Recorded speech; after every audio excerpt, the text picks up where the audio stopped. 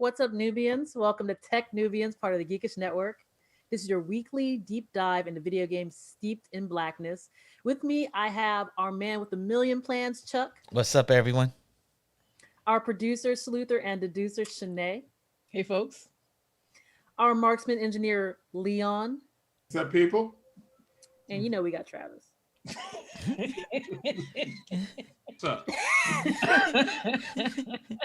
And I'm Cherie. I'm your host. For those of you who don't know, techn00bians is the weekly video game live stream and podcast hosted by Black technology professionals. We will discuss the what, when, and how you can get into this world of technology, specifically video games. And we're here to inspire, sustain, and nurture successful creative technologists in the pursuit of Black excellence and content development. So, we usually kick things off here with the news and then a long topic. So we're going to follow that same format this week. This week, we are talking about the mobile industry. And is free to play really free? Before we get into this, we're going to talk about some tech and gaming news. We're going to have our segment, which is, do you have X money? And of course, I said, we're talking about the mobile industry. So it's like, do you have mobile industry money? Do you have free to play money? That's what we're going to be talking about today. But let's kick things off. Let's get into our news segment, techn00bians. All right. So I've got an article here I just want to talk a little bit about. This is about right to repair. So this has been something that's kind of like it. There have been a lot of advocacy for this for a while, right? If you might be familiar with this or maybe not, I don't know, but like anytime you might have some kind of piece of technology that breaks down and you can't go and fix it yourself, you have to like send it back to the manufacturer. So like for instance, if your Switch breaks or if your, I don't know, whatever other, your DS, I'm gonna stay with Nintendo products. There's usually not an easy way for you to just go in and be able to fix it yourself by buying specific parts and maybe finding a YouTube video. Without voiding the warranty. Without voiding your warranty. You usually have to go back and send this back to the manufacturer for somewhere 2 to 6 weeks. And then hopefully you get your device back and it's fixed. And there may be a cost associated with that as well. Save data. Yeah. And the FTC has now voted to pursue policies that'll make it easier to let consumers repair their own things, because this has kind of been seen as its own kind of monopoly in a sense, where you cannot repair your own things. You have to send it back to the manufacturer. So I thought this was kind of interesting and obviously a really big victory for right to repair advocates. I wanted to see what folks' thoughts were on this. So I'm is one of the engineers here, right? I'm a big fan of right to repair, and I think it's really important. So one of the side effects that we've seen as technology becomes more integrated with online services is that manufacturers are putting in more control so that they can control the repair side. And the big one I got to pick on here is Apple. Apple is absolutely notorious for this. As an example, on the iPhones, when they used to have the button here, the button was a simple repair, right? A button was like a $2 repair. Almost anyone could do it. Then they started changing the buttons or changing the phones so that the phone would detect a non kind of Apple supplied button, and then the button wouldn't work. Your phone would be bricked, right? So they took this something that was just kind of a repair at the corner store, and then they made you go into the Apple store. Now, the other piece of this is they're notorious for charging people absurd amounts of money. There was a story, I think it was CBS, maybe a year or two ago, where they took a laptop into the Apple store and the Apple store said, oh, the motherboard's broken. It'll be $1,000 to repair this computer. Like, you got to replace the logic board, right? Like, it's always, you got to replace the logic board.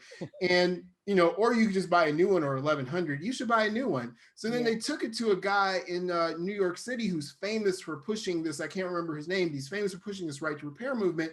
And he went and took a pair of pliers, bent one little wire, plugged it in, and the Mac started up just fine. And they asked him, how much would you charge for that? He was like, for that, nothing. Right? If they wanted to buy the cable, I charge them $75 to get a new cable, but usually bending the pliers will last, bending a wire will last the life of the computer. So it's really important that we have this. And you think about automobiles is another place where, you think about the corner mechanic. Nobody likes to go to the dealer if you're out of warranty because the dealer kills you. So this is an important effort. No, I completely agree with everything that everything that Leon was saying. Like, I have a number of little iDevices in my life and stuff right now. Mhm. And, I used to, so I have a computer science degree as well. I used to build my own computers. I used to tinker around with stuff. There was a point in my life where I said, you know what? I'm tired of tinkering. I'm just going to buy an Apple device.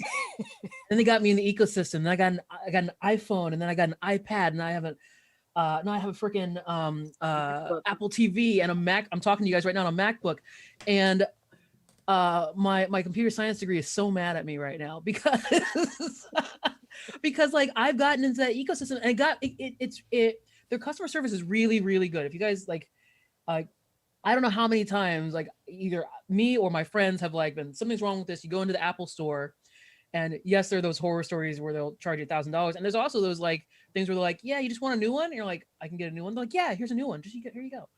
And that's a great way to sort of get people on your side with this and not realize what you're losing. Because I'll walk into the Apple store with a problem, they give me a new $1,000 phone, and I'm like, oh, okay, yep, didn't have to repair anything. They just gave me a brand new one. Yeah. And then suddenly you just don't even think about the fact that like I should be able to repair a lot of these things. And I used to repair a lot of these things. And also incidentally, when we start talking about like the broader concept of like disposable technology and how many of these iPhones are probably and other devices that are probably sitting in landfills, like there's bigger implications to our inability to repair things as well. Yep. Very, very true. I mean, I will say, like, when the Switch came out and they had like that everyone had that issue with like the left Joy-Con, like with the drift and everything like that. And Nintendo was like, we'll repair it for you for free. I never sent mine in because I didn't want to be without my Joy-Con. And people said, like, when they would go in, and they said it's a really simple fix, like people were fixing it with like a little tiny piece of cardboard or whatever. And they said it takes like, only a few moments. And I'm like, I don't want to wait like 6 weeks and be without my Joy-Con for that. So You said, I don't want to wait, and in my head immediately I heard for this life. I knew it was going to. Speaking as a third person who's in the comp sci area, I sort of land somewhere in the middle here. Shanae, I feel your pain, right? Like I have PCs and Macs. I don't even know how many computers I have in my house, actually. I mean, it's over 6, but at some point you just want to be effective and you don't want to like worry about your IRQs or where does this driver come from and so on and so forth, right? You just want to be effective. The real genius of the Genius Bar is taking all of that stuff out and saying, we're not even going to troubleshoot your machine. Here's a new one. Here you go. I've been on the receiving end of great Apple customer service, actually to the point of coaching. Like I have brought in an iPhone before, and someone said, one of the Mac people said, well, what happened? And I told him, and he said, no, that's not what happened. What really happened is you don't know what happened. And give me this phone. And I said, yeah, I don't know what happened. It just stopped working, right? So I get it. And I think that we're in this weird space. We're in this weird space where once upon a time when you got a tool, you could use it independently of anything else, right? And now most tools, even things as innocuous as like a toothbrush, now need to be paired with some sort of service that you have no control over, right? And so it's not just that you have a piece of equipment, but that equipment helps you interface with some larger ecosystem that, yeah, you do have to play by the rules in order to enjoy both of, the service. So I see where, the confusion comes in, and I seem to say this every week, but it's true. This new landscape that we're in means there are different rules, right? And so which one of these rules are sort of part of this new sort of digital landscape and what parts are not? And those are things that we're going to have to fight over. Yep. There's no other, and come out somewhere in the middle, I think is what's going to end up happening. Yeah. I think Shanae made a really important comment on landfills and e-waste, and one thing that we should be aware of. And one of the problems that we have today is that all our devices, in an effort to chase the thinnest device possible, batteries are now literally cemented to motherboards and can't be easily replaced. And one of the things that comes to mind is when I first moved to the Detroit area, I saw a kid, and the kid was playing a Game Boy. And I mean the word Game Boy, the original, like 2-color, old school thing. And at first I was like, oh my God, that kid's running with crap technology. But then I thought about it for a minute. And because that Game Boy ran on AA batteries that are replaceable, that machine has infinite longevity. So it's important for us to think about that as we're designing products. Like, why are we using some proprietary battery that once we stop manufacturing it, no one will ever be able to repair that device? And using common standards like common rechargeables and things like that help mitigate that and help to keep us from just, destroying the environment. And just as an aside, Game Boys will live forever. I remember so many stories about someone like, man, my house burnt down, but the Game Boy, look at this, it's melted. Right. Still works. You can still repair that thing. It'll work forever. We hid underneath it. As the fire was coming, we all stayed under the Game Boy, and that kept us. My first game, like if you brush against it the wrong way, the screen just shatters, and you're just like, wow, okay, wow. But the first game I ever did as a producer was Tarzan for the Game Boy. No black jokes, by the way. I don't ever want to see a Game Boy again. But it works. I mean, it still works. It probably still works. Nokia phones still work. Don't add me with your Tarzan game either. Don't do it. I'm gonna at you with that. All right, let's keep going. Leon, you had a story for us, an update, I think. Yeah, we just wanted to give a quick update. Last week, we spent some time talking about, what was going on with the state of California, going after Activision Blizzard. And we've seen a lot of activity this week. We saw walkouts on behalf of the staff. We've seen kind of the various kind of corporate, Olivia Pope style damage control responses that you would expect in this. But, it's interesting to see that, most Activision employees weren't in the Cosby suite, and they seem to not be okay with what's going on in their place of business. So I think Activision would like for this to go away, but even without the pressure of the people outside of the company, within the company, they've got a serious problem because their employees are standing up for things that that's not an environment that they want to be a part of. I appreciate that you referenced Scandal, Olivia Pope and Scandal. Whenever we can get a Scandal reference into anything that we do, if we can fit some How to Go With Murder in there too. I'm missing my Shondaland right now. Yeah. But, I mean, okay. No, go ahead.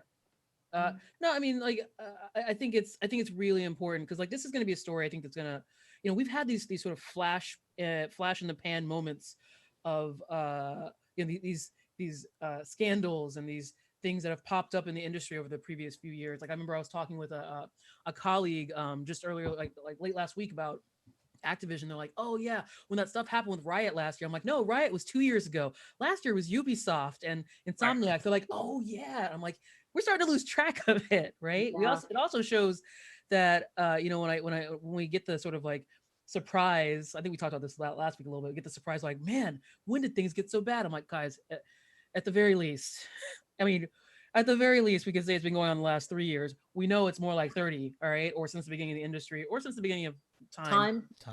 Yeah. But I digress. Since the beginning that men and women started working together in the same locations. I don't even think it's necessarily just men and women. It's just. I'm not gonna fire up my feminist rant right now, but yes. So the thing that I think is exciting in this case is it's not it's gotten a lot of press, it's gotten a lot of attention. Folks are organizing around it, and I'm hoping that this is gonna be it's gonna have some staying power. So we start doing more than just having conversations about it, because I hear so often it's like, yeah, it's gonna spark a conversation. I'm like, I don't want a conversation. I want action. I've been in this industry for 20 years. And if anyone thinks this is just Activision Blizzard, let me disabuse you of that notion. It ain't, right? Yeah. ain't. And I know that there are a lot of game companies right now that are holding their breath, just hoping, hoping they can They say are. People can, should be shook right now. they really should, because I mean, as you mentioned, all the times it happened in the past, we hear about it, but it usually is led because there's some kind of like a lawsuit that's being driven by like one of the victims or something like that. The fact that this is the state of California actually stepping in to be like, you know what, like we are stepping in to actually file the lawsuit here on behalf of the victims, it's like that's pretty big. Yeah. So I expect us to hear about this I expect this to be in the news for a little while. If there are additional updates and stuff like that, as I assume that there will be, we'll continue to give some additional updates on this. But yeah, this is pretty big.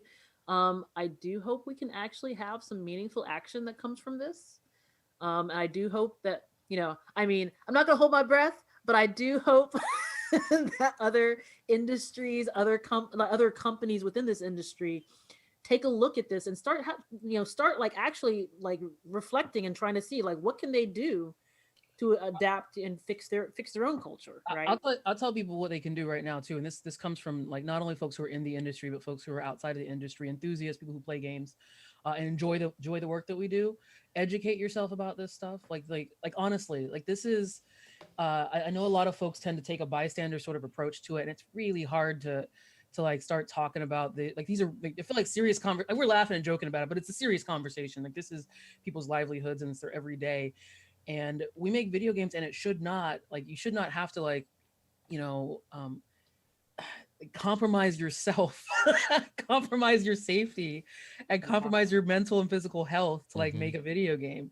So for people who are in the industry, if you think it's not happening at your studio, you're wrong. It is. So please educate yourself about that. And start to like build your like be able to like understand what it constitutes. Like when you hear stories from women, from non-binary folks about the types of abuse that they experience, from LGBTQIA, from Black and brown folks, from anyone from marginalized groups, and to talk about those experiences, like listen, like actually listen. Don't just wait to respond. Actually listen, and then you're going to start to like build that muscle. You're going to be able to start seeing it, and when you can see it, you can intervene, because that's the really important part. Because a lot of people, like one of the most common things I hear in the last week is a lot of my male friends who say, oh, I've never seen this, like I've never experienced it, it's never been anywhere where I've been. And my answer to this is you're wrong. And it's not because you're a bad person, it's because you can't see it. Yes. So you need to learn how to see it. Yeah. Because once you can see it, you can fight it. Because we need, just like we need anti-racist, we need anti-sexist. And sexist in the game industry, sexism is rampant to the point that the state of California is suing someone over it. And they are not just like, this is not like some fly-by-night thing. Like, know that it's serious. And then for people outside of the game industry, once again, educate yourself as well.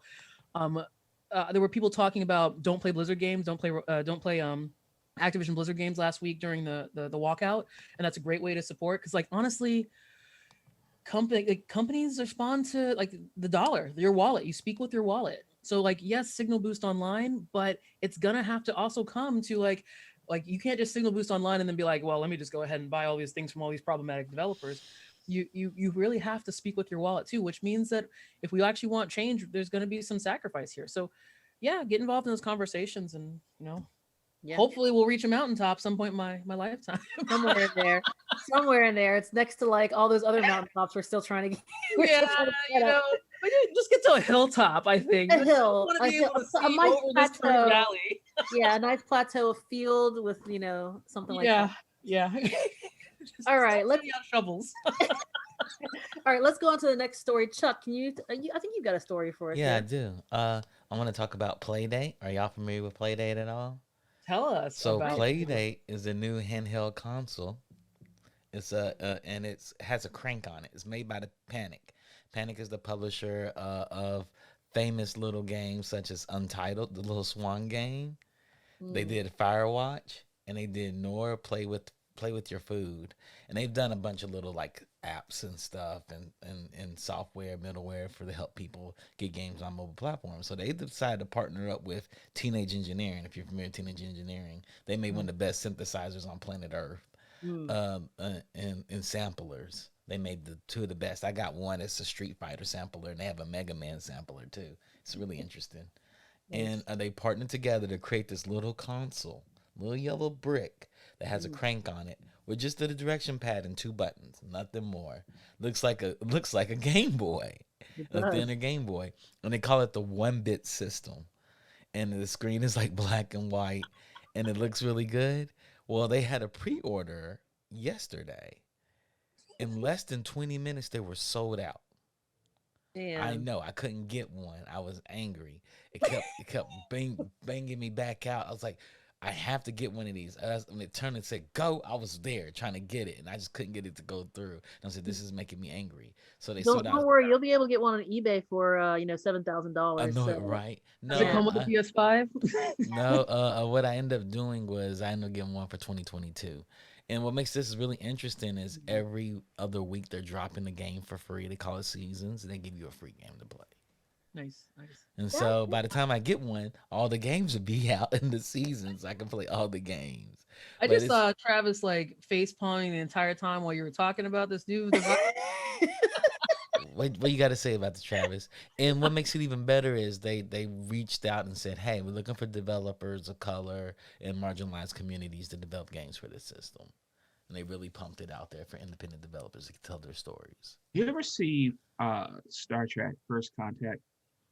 Of course. Yes. Love that movie. Where Alfred Woodard and Patrick Stewart are having she's telling him to blow up the damn ship. Mm-hmm. And he's like, every time we fall back, every damn time there's a new console we pre-order. Every time, we pre-order. At some point I have to say, I'm not pre-ordering. This is my line. It's rap time. You no see, further. I just don't drawn here. I just don't. I specifically it's an open requested, system, Travis. It's made for developers. I specifically requested for people not to at me, but instead look at you. You're doing it actively and in mass. Look, listen. It's amazing. All that's going to happen is I'm going to buy it. Play.date. I'm going to play 2 games, and then all of a sudden, I don't know where it is. But if you recall, Travis, Picard was in the wrong. That's true. Alfred Woodard was right. True. And she didn't tell him you broke your little ship. I could quote that movie, man. Now I gotta watch the movie. Just blow up the damn ship, Jean-Luc. That's what I'm gonna blow up. Hey Travis. I blew up my pre-order. I don't know where it's at. Travis. Just for you, check out the chat. There's a link for you. Pre-order Make sure you add him. Pre-order it right there, Travis. Play.date. Why do I have to crank it up? Because that's part of the game mechanics. There's games you play that cause you to crank. Go watch some of the videos. There are some really innovative games. Look, in this. I am a classic gamer in that I want to save the universe with as little physical force as possible. Well, you don't have to have a lot of force. Just a little crank. Just a little crank. You're gonna get it. You're gonna get it. I'm gonna click on that. Wait, can I just highlight one thing? Travis, it's a $30 console, right? That's all that, okay, Leon, you know what that means? I'm gonna have 2 of them in the house and I'm not gonna know where any of them are. Just buy another one. It's $179. Pre-order another one. But still, that's a far cry from anything else you can have. And you can make games. They like the side load to it. They're like, there's no reason to jailbreak it. We just give it to you open. We encourage you to build onto the ecosystem. That's pretty legit. You talk about right to repair, right to develop, right there, right to develop. Crank. Right to crank. Right to crank. Yeah. All right, right to crank. What's gonna happen, Travis? They're gonna we heard what Travis said, and for every one that somebody buys, we give one to a school. I tell you what.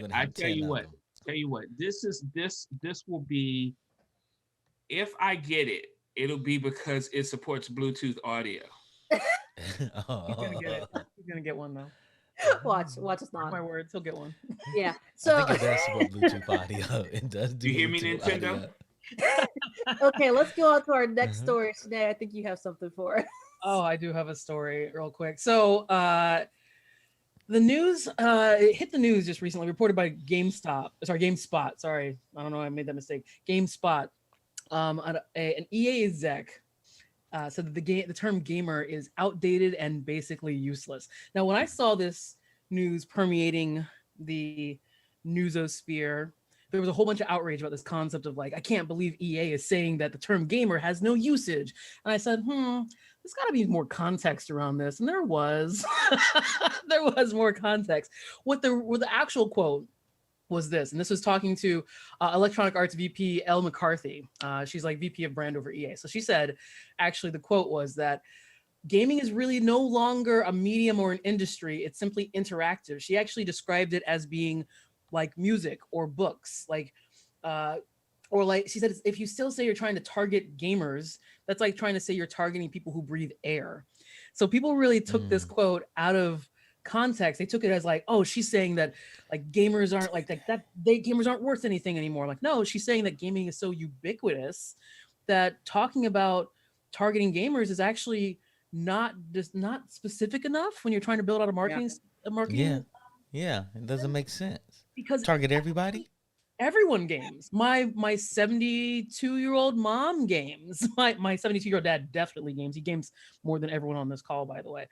Like my aunt games. Like everybody plays games nowadays. And this is so different than 5, 10, 15 years ago when the term gamer actually meant, oh, I specifically, this is a hobby that I have. But now when it's a hobby that everyone has, is it useful to even describe it as to even ascribe an identity to it?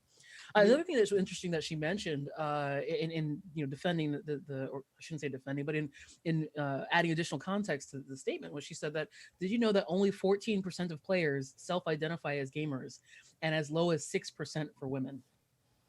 And so if we're thinking about the term gamer and we're only targeting gamers or people who self-identify as gamers, we're probably leaving out a whole bunch of people who actually play games. What you should be targeting, Sam, I'm targeting people that don't game. Yeah, I mean that's an approach, right? If your goal is to build the audience, but even if your goal is not to build the audience, if your goal is just, hey, I want to just sell my product to people who play games, but you word it as like, I want to sell my product to gamers. Like gamers has a specific connotation on it. It has a specific meaning in a lot of people's minds. Like, I've said before, I think we've had some conversations on our over on Clubhouse and stuff. I don't really refer to myself as a gamer anymore because that has different connotations that just don't feel like they match my life. And I make games. And you can see in that closet back there's like, I don't know, 50 different game consoles and stuff. Yeah. But I don't consider myself a gamer because that, I don't know, it feels like too narrow of a term for what I do or what I enjoy or how I experience games nowadays. I think you really have to be careful about this particular minefield and what you call things. And the thing that I would say is about 10, 11 years ago, executives at NBC said, we don't like the name the Sci-Fi Channel. We're going to rename it the Syfy Channel, SYFY. And we're going to stop having award-winning awesome shows like Battlestar Galactica and replace them with more broad experiences like wrestling and Sharktopus. And obviously this did not work out well for the Sci-Fi Channel. Fast forward to we get Game of Thrones, right? A show that likely would have been on the Sci-Fi Channel given its content, but it went to HBO and became massively successful. And now the Sci-Fi Channel is trying to desperately say we're sorry and get their audience back, right? Because they realize, and even when they're doing shows like The Expanse, they can't even keep The Expanse. The Expanse ends up on Amazon Prime. So you got to be careful about distancing yourselves from that core because it can blow up. Well, so I don't think they're saying they're distancing themselves from the core so much as they're saying, what is the core? Like, let's really take a look and see, like, when we say gamer, oftentimes we think of like a 14 to 24-year-old male who plays Call of Duty, Madden, maybe Overwatch. That's about it, right? Like you're not playing like a Plague Tale or playing Oberdin. You're not playing games on mobile, which I think our conversation later is going about mobile. So I don't necessarily think this is saying, hey, let's redefine what gamers are. I think it's taking a step back, and especially in the context of a company like EA, which is a really big billion-dollar company that's been around for 4 decades. Hey, are we actually targeting the audience that we think we are? And it feels like that's something that does need to be challenged because I'm a gamer, my sister is a gamer, everyone on this call is a gamer, but when most folks think of the term gamer, I'm not No a one on gamer. this I call just comes crush to a lot. mind. No one on this call comes to mind, right? Well, I mean, I think that's the other thing is like, I mean, so if you look at what the ESA, like, what their statistics say, that 220 million Americans play games. It's like 220 million out of like 350 million people play games. That's the vast majority of Americans play games. Yes. So it's like if you say I'm targeting gamers, like what does that mean? It's like I'm saying it's like I kind of agree with what EA said in terms of like if you're just looking at it from a I'm targeting this specific segment. I think I dropped it in here in the chat to say like it's kind of like Marvel saying we're targeting moviegoers. It's like what does that mean? Everyone What watches does it movies. mean? Yes. You know? So I don't think there's a problem with them targeting specific segments, but I think that they do need to be like we can't just look at it and be like I'm targeting gamers because it's not a niche anymore. They need to actually look at like and say, oh, you know what, we're trying to broaden the base, or we want to actually reach out to women. We want to reach out to this segment or whatever. It just needs to be a little more nuanced, I think. Well, I don't know. I think it, and maybe that's because Travis is like nuance. Nah. Maybe I'm getting older here.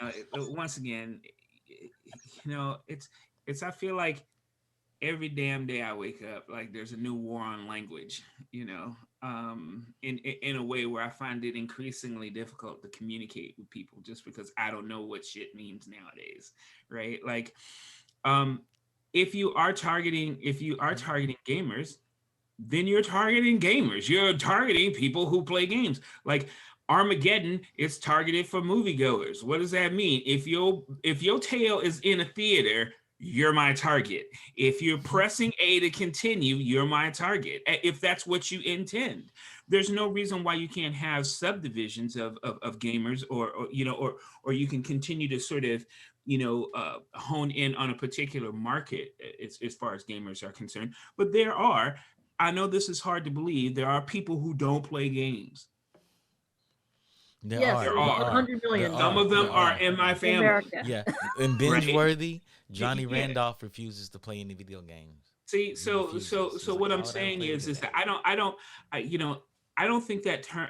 I don't think it's wrong. It may be less precise, but I don't think it's necessarily wrong, right? Because I'm a gamer, but I don't want to collect Pokemon. Yes, I mean, we talked about that Pokemon park, Travis. I know you're going to that Pokemon park. I know you. It's cute, man. It was so cute. Except Meowth. Meowth? That's right. That's right. That's right. I mean, I'll say this. I think probably why there was probably such strong reaction to it is that a lot of people view gamer as an identity, and they feel like if you're saying you're not targeting gamers, you're not targeting me anymore. Whereas I don't think that's what the lady was saying. I think what she was saying was, hey, no, we just need to actually understand that we have reached part of the mountaintop, at least for gaming, right? It became ubiquitous. We expanded the base. What we've always wanted. Yeah, it's like what we wanted, right? And now we just have to figure out a way to actually understand that like not everybody who plays games actually calls themselves a gamer or actually considers themselves a gamer. Sometimes like the only thing you play is like on your cell phone or whatever, and then of course you get into the whole like argument around like casual gamers versus hardcore gamers, and a lot of gatekeeping and stuff that kind of goes on there. So I think that this is going to be a good segue, I think, to kind of go into our long topic discussion here, because the concept of like what constitutes a gamer versus like what that person actually is playing, I think this is going to be a good place to kind of move into our long topic right now, actually. So let us talk a little bit about this, right? We said we're going to talk about the mobile gaming industry, and basically, what is a gamer as defined, I guess, with like mobile gaming, console gaming, PC gaming. I don't want to leave PC gaming out. And like how we kind of view like people who play games and the type. You forgot a type of gamer. Oh, what type did I? Board gamer. This is also true, right? Board gamer, yeah. Analog gamer. Analog gamer. They It's do very books true. and boards. We're actually having a board game night tonight too. So the other side of this closet is full of board games. Yeah. Yeah, analog gamers. Yeah, so let's talk about this a little bit, right? Because first, I would like to start off by talking a little bit about, we've talked a little bit about like, what constitutes a gamer in general, right? And like, that term, and how sometimes, I said some people view it as an identity, so I understand why there's resistance towards like, when somebody kind of speaks out about it. But then there's also those segments within it which are kind of a little bit of gatekeeping, and lots of times they're often around the types of games people play. So does someone want to talk a little bit about like the concept of like quote unquote hardcore gaming, casual gaming? Let's kick this off a little bit. Look, when you start talking about hardcore gaming, you start talking about casual gaming. It's always this measuring contest that you get into after a while. Like, what does it mean, right? And for me, and it's a personal beef of mine. When people who say, "Oh, I've been playing Final Fantasy ever since like, you know, the first one and so on and so forth. So I'm a diehard RPG player," and I'm like, "Shut up, fool! I was playing Chainmail, like which precursor, Dungeons and Dragons." On the analog side, so you don't know what the hell you're talking about when it comes to RPGs, right? And it's always this one-upsman ship that comes into play, and I feel like I should, summon my, inner Rodney King here and say, can we all just get along? I mean, I think yeah, like this goes into like what I was talking about. Like I don't describe myself as a gamer because gamer has a very narrow sort of definition, typically within at least within the marketing space. I'm glad marketing folks are asking that question. But I mean, I think it's interesting because I've worked in console games, I've worked in mobile games, and in the console space, there's this perception that mobile games are they're just cookie clickers, they're just gachapon. They're just ways that'll get you to open your wallet. Like, they're not real games. And funny enough, in the mobile space, there's an opposite elitism that says, "Oh, what, you really want to work on a game for like 7 years only to watch it fail? Like, you guys are so hit driven that like basically half your companies are going to go under. So good luck," right? So there's this. It's funny because They're both right. They're both right. Is the funny part about it. They're absolutely both right.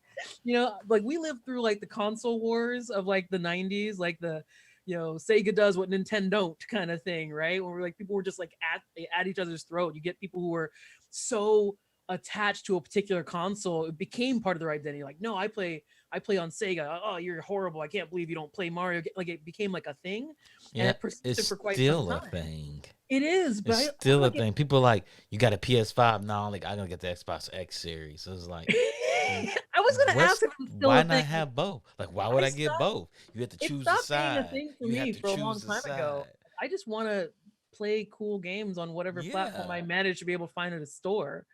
But I was wondering, like, is that still a thing? Like, are people besides the it PC is. It is a master big race thing. questionable term? Is it still a thing? Yes. Hey, Leon.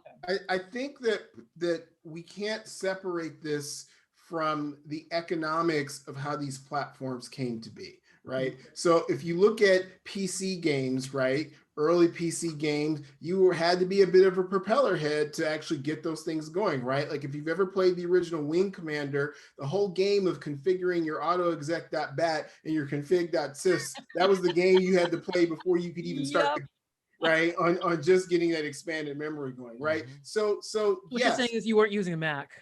yeah, no. So yes, PC games historically have lended themselves to people that were a little more hardcore because they were willing to go through so much pain just to get the game going in the first place, right? You have console games. You look at console games are strictly regulated ecosystems by the platform owner. If you don't have that encryption key from Nintendo or Microsoft or Sony, you ain't publishing that product. So they're able to really kind of control what gets in the marketplace, and they can limit the number of titles. So instead of facing 5,000 titles, maybe there's only 30 titles for that holiday season. So that's why they can hit that $50 to $80 for a single title. Then you've got mobile games. When mobile games launched, right? Remember, First, people were trying to charge reasonable amounts of money for their applications, $5 to $10. Then that went down to $1, and then it went down to 0. So now that lends itself to smaller experiences because you can't spend, unless you're making Genshin Impact, you can't spend $5 million on a mobile game. You will lose your shirt, given that most mobile operators, I think Casual Connect a few years back, they were saying the average income from a mobile game was like $300 to $400. Explain right? what Casual Connect is. Which is Casual Connect, I believe it's still going on, is a developer conference focused around mobile titles in particular, and you get a lot of people kind of telling the story. So this is how we got to this free to play moment for mobile titles in particular, because it was an effective way to get revenue. Whereas nobody wanted to spend more than $1 when they were buying a game. So I think the economics have shaped the silos that we see today quite a bit. That's a really good place there, Leon, for us to throw a segment in here, which is called, do you have free to play money? You have free to play money? I mean, do you have free to play money? I mean, what does that mean? Like, you're talking about, like, a lot of these mobile companies, they were trying to be competitive. I personally remember when I saw Plants vs. Zombies, when that popped up on my, my mobile, I could get it for 99 cents. I saw when it popped up on my 3DS, it was $7.99. I'm like, this is the same game. I'm not paying $7.99 for it, right? But you also do see, like, a lot of mobile game companies, like they are using a free to play model, and I mean that can be very difficult, for developers, but it also can be very controversial for consumers, right? I mean, I myself have mentioned before where I'm like, I have games on my phone. If it's a free to play game, I have a rule: I will not pay anything. I don't pay for consumables. I work as hard as I can, and I'm just like, I work as hard as I can to not spend anything. Because I'm like, I feel like that's a little challenge for myself.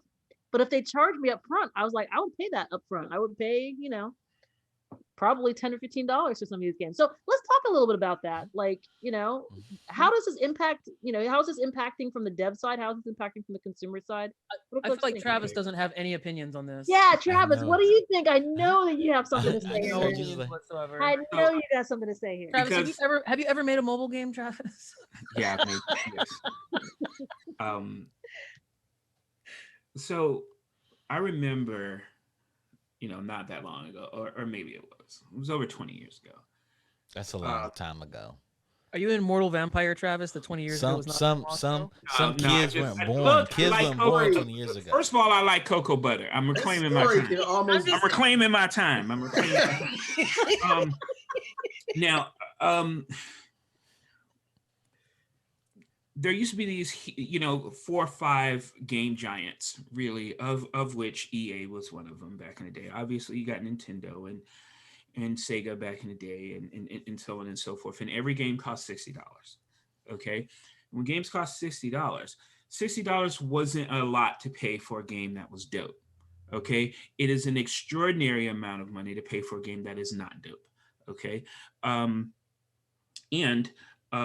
everyone, I mean, if you think that games lacked innovation now, okay, it was worse back then, okay, because it was even more hit driven and there was no middle.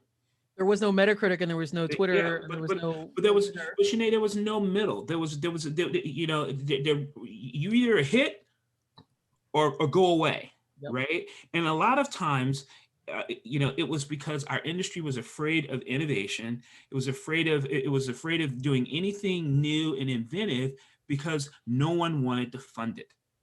No one. I know one thing. Okay? You better get your Playdate pre-order up right now. now, and we used to ask ourselves too, like, hey, should we charge less maybe for the game or something like that? And then it was sort of like, what's wrong with your game? Because it's not $60. Right. Yeah. And so no one wanted to buy it because there was this perception that your game was subpar because it wasn't at the top tier of pricing. Yeah. And so now, to further prove my point that you can't please nobody, you can't give games away now before people start getting on your nerves about the fact that, now your game's free. Well, your game is free now. Okay, so now it doesn't take an expenditure of capital from you to actually try a new experience. And you know what? If you like it, you can do exactly what Shanae told us to do earlier in this show, which is vote with your dollars. Okay, if you like something, give it money. Give it the ability to breathe, give it the ability to be awesome. And if you do, okay, then the market will reward you for it, right? So, yes, Cherie, you can definitely play a game, and your metagame could be not to give it one red dime, okay? And if that's fun for you, then you have gotten exactly what you needed to out of that experience, right? I Now, will say, in my defense, I do watch a whole lot of ads. I was gonna say the ads pay for it. I watch a ton of ads because I don't well, pay. then we'll see. Then you are paying, you know, Yeah, I and paid so a that's different way. and so You're that's the done. thing, right? People don't understand, like You rather know, pay, watch the ads, and just give it $5? you Like, know, here's people don't know, $5. like Snapchat, you know, like Gmail, like these things aren't free. You just don't know how you're paying for them. Right. Yeah. And so, but if you're paying for them in a way that seems equitable and cool for you, then go ahead. And I want to close out my soapbox by saying I pirated a lot of EA games back in the day. A lot of them, which is probably why I never worked for them, because I feel like there's a stain on my soul as far as EA is concerned, and they probably see me coming now. Now, with that in mind, when I play a game, okay, and it is good, I feel obligated to actually give those people who entertain me for X amount of time money, because I feel like that's a proper exchange for the amount of enjoyment that I got. And I don't think that there's anything wrong with it. Then I feel like I should send you my Venmo, Travis, because I know I've given you many years of entertainment, and I have not seen one red cent for the entertainment I have left. That's I was very gonna true. say that too, and two. I did send Leon money for entertainment, though. I know. I remember. Yeah, to restart the That's the conversation. thing. What? Yeah. See, Uh-huh. the tricky thing for me, though- Leon decided that he wanted to, you know, he said, look, Travis, if I'm gonna have this argument with you about DLC, okay, I require some payment, you know, like a dollar payment so I could do it. So I Apple paid him $1. It did. I saw it happen. Yeah. So here's the tricky thing for me on this, by the way, because I agree with you. Like, I want to be able to support developers, particularly for a game that I've played for like a long time. I don't like paying for accelerators. You know, I said that's like my own little thing where I'm like, okay, if this is a level, like I feel like if this level should be formulated so I can beat it without having to pay for accelerators, so I don't. But it's like, but if there's like a place where it's just like, hey, you know, if you're liking our game, give us this amount of money, I would do that. But most of the time, these games are kind of like, they either make you watch ads, or you're paying for accelerators or some other way to kind of like, that gives you boosts in the games. And so like, or if they ask me to pay for money up front, you know, pay up front to get the game, I'll do that. But like, it's tricky for me to be like, you know, for me to find other ways to support those particular companies other than I give them tons of ad revenue. Like I said, I've watched so many ads. I was playing a game last night and I was like, I can't. All right, let me just watch an ad here. I want to ask one simple question before we continue, though, and it's important. Okay. Now, I want everyone to visualize their favorite game. Okay. And points where that favorite game has given them frustration to the point where they consider putting it down, right? Now, if you could buy your way past that point, would you? No, Depends. It depends. Well, I mean, my favorite games are Legend of Zelda, which this room is covered in and stuff like that. I would probably actually stop playing the game before I would buy my way past that point. And it's not a moral thing. I think it's absolutely fine for some people to buy their way past that point. Like, I'm not judging anyone else who makes that decision. Like, there's a lot of folks who get upset with the whole idea of like exchanging time for money, but time is money. And, you know, some folks have more time, some folks have more money, and both people should be able to enjoy an experience. For me, I like the challenge of it, and I would probably actually put the game down before I would buy my way past it. That said, if someone else wants to buy the way past it, go for it. Like, this is a game. We're supposed to have fun. Yeah. Whatever allows you to continue having fun.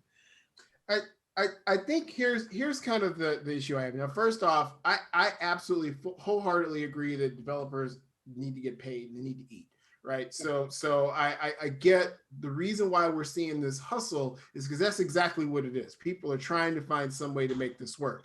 That said, my issue is, I don't mind paying that bit of money up front. For example, I've had games where I've been hit with ads and all things, and they'll say, hey, you just want to give us $10 and we'll stop being jerks. And yes, right? Like if I'm enjoying the game, I happily give them that $10 and enjoy the experience. My issue with these type of games, and the reason why I don't like so many of them, is that as a game designer, your objective is to make an experience that is sticky and it is fun. And you are trying to encourage people to stay within that game loop and within that compulsion loop and keep going. A good free-to-play game is the opposite. It throws up roadblocks just as soon as that game gets fun. Like, oh, did you put that wall down in Dungeon Keeper? Well, this is going to be 72 hours before that wall completes, unless you pay 55 cents, right? Or there's some consumable, or oh, you died. You're not going to be able to play again until tomorrow. So right when the game's getting good, that's when they're hitting you up for cash. And I do not like that as a game mechanic. But is that a problem with like mobile games, or is that just bad game design? It's not bad. It's not bad game design at all. I mean, what it is that when you have a market that is founded upon a supply and demand dynamic that is completely controlled by you, okay, you have to have some means in which you can turn those levers to see how your economy works. I mean, that's not bad game design, that's superior game design. I mean, it's like if I'm telling you that in order to make this salad you need lettuce, I'm gonna hold back on the lettuce. I mean, I just saw the look on Leon's face when you said it was superior game design, and I saw once again, it depends. It depends on what you're trying to accomplish, right? And I think that scarcity of goods is exactly how you do supply and demand. Now, normally nature does it. This time, it's our algorithm. Deal with it. I mean, I think to go along with your analogy, it's kind of like but I think it's more like, hey, you need to make a salad, you need lettuce. It's more like, I need to make a salad, go plant some lettuce and come back in 72 hours. Right. And then you can use the lettuce.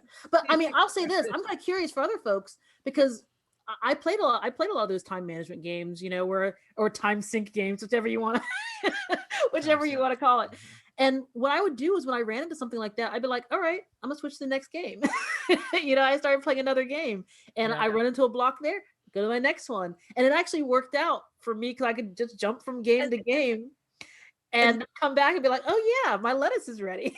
And God bless you for thinking that you're smarter than the game designers for that. See, and this is the point I was wondering about, whether or not that qualifies as bad game design in some degrees, because what you basically did, I completely agree with you, Travis. Part of the entirety of like game design, some of the precepts are push and pull, right? Like it's giving people challenges that they feel like they can overcome and then rewarding them. It's that design loop, that core loop, that compulsion loop. But when your challenges and when your roadblocks are so harsh, like 72 hours, give me like 1 hour or 2 hours. If it's too harsh, you just push someone out of your ecosystem completely, because she just.